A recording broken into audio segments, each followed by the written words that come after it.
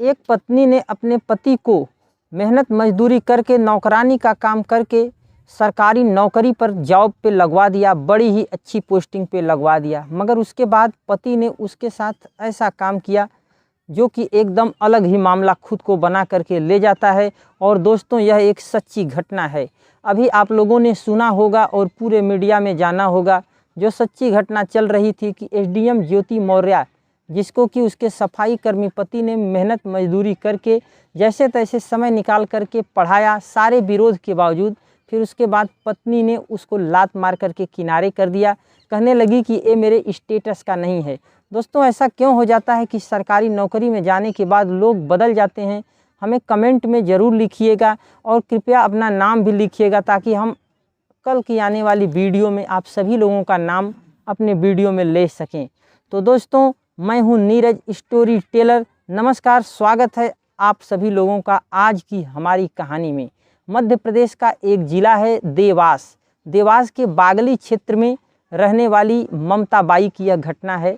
ममता by की जो शुरू से जो कहानी है वह एकदम अलग है। ममता बाई काफ़ी एक आदिवासी परिवार से संपर्क रखती थी। उनकी कम उम्र में ही शादी हो गई थी। उनके पति मेहनत मजदूरी का काम करते थे और जैसे तैसे ये सभी लोग खुशी से अपना जीवन यापन कर रहे थे। और ममता बाई को 2.5 साल की उम्र में एक बेटा भी हो गया। मगर ना जाने किसकी नज़र लग गई कि इनके हंसते खेलते परिवार पे दुखों का पहाड़ टूट गया। बीमारी की वजह से ममता बाई के पति का किन्हीं कारणवश बहुत ही बुरे तरीके से असमय काल मृत्यु आ जाती है, निधन हो जाता है। ममता बाई काफ़ी टूट जाती हैं। ममता बाई बहुत ज़्यादा दुखी हो जाती हैं। ममता किसी तरीके से फिर भी अपना एक एक दिन करके काटने लगती हैं। पति की मृत्यु के बाद सभी सगे संबंधी लोग आए। वे सभी लोगों ने ममता बाई को धीरज बंधाया, ढाढ़स बंधाया। ममता बाई इतनी ज़्यादा तकलीफ़ में थी, चूँकि पति की मृत्यु एक ऐसी होती है कि जिसकी कल्पना भी नहीं की जा सकती है। यह एक बहुत ही दर्दनाक हादसा था। इसी के साथ ममता बाई के सपने भी उजड़ते हुए चले जा रहे थे। हाँ, हालांकि ममता बाई के सास ससुर थे, उनके माता पिता थे और घर के और भी तमाम सगे संबंधी थे, मगर मुख्य तो वही नहीं थे जिसके भरोसे, जो कि परिवार के रीढ़ की हड्डी थे, पति नहीं बचे थे। वे तो समाप्त हो चुके थे। ममता बाई के लिए जीवन एक एक कदम करके चलना इतना ज़्यादा मुश्किल था। कोई भी सहारा देने वाला नहीं बचा था। बस केवल सभी आते थे, बातें करते थे और फिर चले जाते थे। तभी ऐसे में एक ऐसे शख्स की एंट्री हुई जो कि ममता बाई के पति के रिश्तेदारों में से ही एक था। उनका नाम था कमरू। कमरू की शादी नहीं हुई थी। कमरू ठीक ठाक पर्सनालिटी का इंसान था। वो आया और उसका व्यवहार भी काफ़ी अच्छा था। उसने ममता बाई को अच्छा ढाढ़स दिया, समझाया कि इस दुनिया में तो कभी न कभी किसी न किसी को सबको चले जाना है। हालांकि कोई आगे चला जाता है, कोई पीछे चला जाता है, यह तो दुनिया का दस्तूर है। इन सारी बातों से ममता बाई को काफ़ी ज़्यादा ढाढ़स बंधा। ममता बाई को लगा कि ये तो दुनिया का दस्तूर है, इसमें हम क्या कर सकते हैं। हम तो केवल ऊपर वाले के हाथ की कठपुतली मात्र हैं, वह हमें जैसे चाहे वैसे नचाता रहता है। ममता बाई ने उसके बातों पर यकीन किया, विश्वास किया और अपनी ज़िंदगी को फिर से शुरू कर दिया। वह इंसान भी अच्छा था। कमरू बीएससी का छात्र था और कमरू का धीरे धीरे आना जाना एक हद तक इतना ज़्यादा बढ़ गया कि अब दोनों में कोई भी ज़्यादा डिफरेंस नहीं रह गया था। इन लोगों ने सभी जो सीमा शर्तें होती हैं वे सब की सब लांघ ली थी।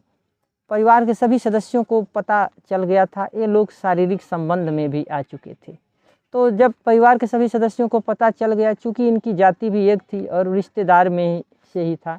हालांकि ममता बाई विधवा थीं और कमरू कुंवारा था, मगर कमरू पढ़ने लिखने में होशियार था और उसका मानना था कि ये सारी चीज़ों का कोई मतलब नहीं होता है।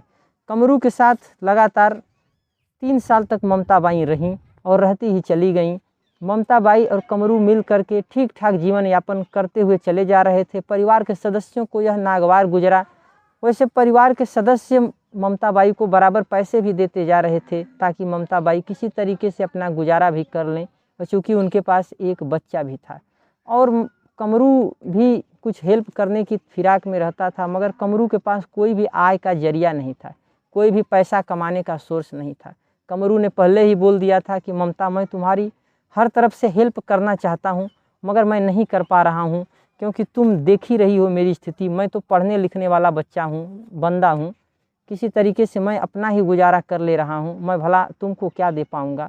बस केवल मेरे पास एक ही चीज़ है, वह मेरा प्यार है, क्योंकि तुम मेरे दिल में रहती हो। ऐसी बातें कह करके कमरू ने ममता बाई का मन एकदम से अपने आगोश में ले लिया। जैसे तैसे कमरू का ये सब चलता जा रहा था, सभी लोग खुश थे। एक दिन परिवार के सभी सदस्यों ने मिल करके कमरू की ममता बाई से शादी करा दी। उसके बाद परिवार के सदस्यों ने पैसे देना कमरू को, चूँकि कमरू से शादी हो गई थी तो पैसे देने का कोई सवाल ही नहीं था। ममता बाई को इन लोगों ने अब पैसे देना बंद कर दिया। तो ममता बाई ने सोचा कि अब तो हमें मजदूरी ही करनी पड़ेगी, चूँकि अभी हमारे पति कुछ कमाते धमाते नहीं हैं। और इधर कमरू ने अपनी इच्छा व्यक्त की कि मैं पढ़ना चाहता हूँ, मैं तेज ज़हीन दिमाग का हूँ। ममता को भी लगा कि कमरू तेज ज़हीन दिमाग का व्यक्ति है, आदमी है, ये ज़रूर कुछ करेगा। हो सकता है कि यदि इसकी सरकारी नौकरी लग जाए, जिस हिसाब से पढ़ाई कर रहा है, जिस हिसाब से इसके मार्क्स हैं, तो शायद मेरी ज़िंदगी सुधर जाए। और वो ममता बाई उसके प्यार में भी थी। तो ममता ने कहा कि ठीक है कमरू, तुम जाओ पढ़ाई लिखाई करो। ममता बाई के ऐसा एश्योरेंस देने पर कमरू चला गया इंदौर में जा कर के पढ़ाई लिखाई करने लगा। उसने बाकी अपनी परीक्षा भी तैयारी कर ली, मगर जब कोचिंग की फीस देने की जब बारी आई तो कमरू ने, क्योंकि कमरू के घर के लोगों ने एकदम उसका कोई भी मदद नहीं किया, क्योंकि कमरू शादी कर लिया था एक प्रकार से उन लोगों के सामने। तो उन लोगों ने बोला कि जब तुम एक बच्चे की माँ से, और वो भी विधवा है, जब शादी कर ले रहे हो, जब हमसे जब कुछ नहीं समझ रहे हो, तो हम तुम्हें क्यों भला पैसे दें। ऐसी स्थिति में उसके परिवार के लोगों ने पूर्णतः उसका परित्याग कर दिया था। उसने अपनी दर्द भरी दास्तान सुनाई ममता बाई को। ममता बाई बहुत ही अच्छी महिला थी, इतनी अच्छी कि ऐसी पत्नी यदि किसी को मिल जाए तो लोगों का जीवन बन जाता है। मगर देखिए किस्मत में आगे क्या लिखा था, वो तो कहानी में अब आप लोगों को आगे ही समझ में आएगा, थोड़ी ही देर में समझ में आ जाएगा। तो ममता बाई ने बोला कि कमरू, मैं तुम्हारा दुख समझ सकती हूँ, मगर तुम चिंता मत करो, मैं कुछ भी करूँगी, मैं अपने आप को बेच दूँगी, मैं अपने शरीर का एक एक बूंद खून जला दूँगी, मगर तुम्हारी इच्छा को मैं अधूरी नहीं रहने दूँगी। जैसे तैसे कमरू बिना चिंता के फिर चला गया इंदौर में। इधर ममता बाई ने जा कर के अगल बगल के शहर के जो भी कॉलोनी के लोग होते हैं उनसे कहा कि मैं झाड़ू पोछे का काम करूँगी, आप लोगों के यहाँ जो भी काम हो आप मुझे दीजिए, मैं जी तोड़ लगा करके काम करूँगी। इधर ममता बाई का बेटा भी बढ़ता चला जा रहा था। तो ममता बाई ने काफ़ी मेहनत किया और काफ़ी काम किया, सुबह से शाम तक वो काम करती रहीं। इसके बाद जब इधर का जब काम कुछ कुछ रुकने लगा, बर्तन वाला सफाई वाला काम, तो उन्होंने बस कंडक्टरी का भी काम कर लिया। इसको भी इन्होंने साल डेढ़ साल लगातार काम किया, बिना थके हुए काम किया, बिना कोई शिकायत किए हुए काम किया। पूछिए मत, कमरू की तो लॉटरी ही लग गई थी, मगर कमरू को कहाँ समझ आता, वो तो आगे पता चलेगा। जैसे तैसे कमरू सारा क्लास पास करते हुए चला गया, हर बाधाओं को दूर करते चला गया। और इधर से ममता बाई करीब इस तरीके से 15-20 हज़ार रुपये तो कमा ही लेती थी, और 15-16 हज़ार में से वो केवल मात्र 3-4 हज़ार रुपये ही अपने पास रख करके बाकी सारे पैसे भेज देती थी, ताकि कमरू अपने अच्छे से तैयारी कर सके। कमरू ने यहाँ शहर में एक बड़ा सा रूम लिया था, अच्छे से अपना तैयारी कर रहा था, नामी गिरामी कोचिंग संस्थान में पढ़ रहा था। कुछ दिनों बाद कमरू की तो नौकरी लग गई इन सेल टैक्स विभाग में, वह सेल टैक्स ऑफिसर बन गया।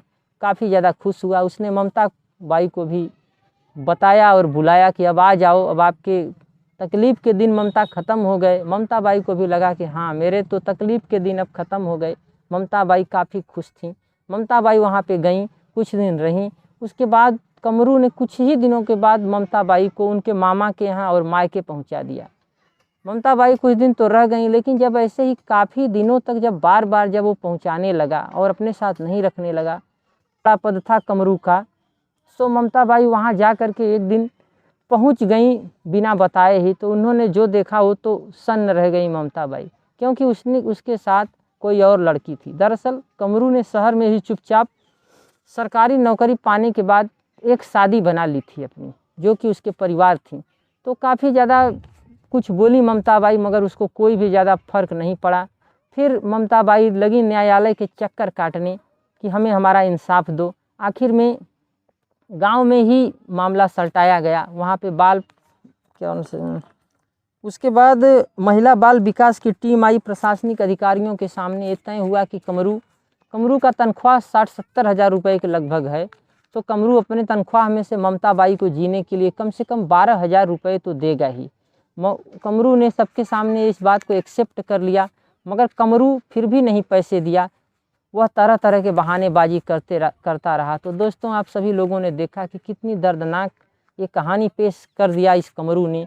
कमरू को क्या हो गया, कमरू वो दिन भूल गया कि जब वो दर दर की ठोकरें खा रहा था, कमरू ये भूल गया कि नहीं तो उसको झउआ फेंकना पड़ता, खांची फेंकना पड़ता, तब उसको समझ में आता। लेकिन कमरू को ये चीज़ नहीं समझ में आई। कमरू सही कहते हैं, जिसका भला किया जाता है वही आजकल बुरा कर रहा है। दोस्तों, आप सभी लोगों को कैसी लगी ये कहानी? आज भी ममता बाई न्यायालय के चक्कर काट रही हैं, और इधर ममता के 15 वर्षीय बेटे की भी मौत हो चुकी है। इससे ज़्यादा दुख की ज़िंदगी और क्या हो सकती है।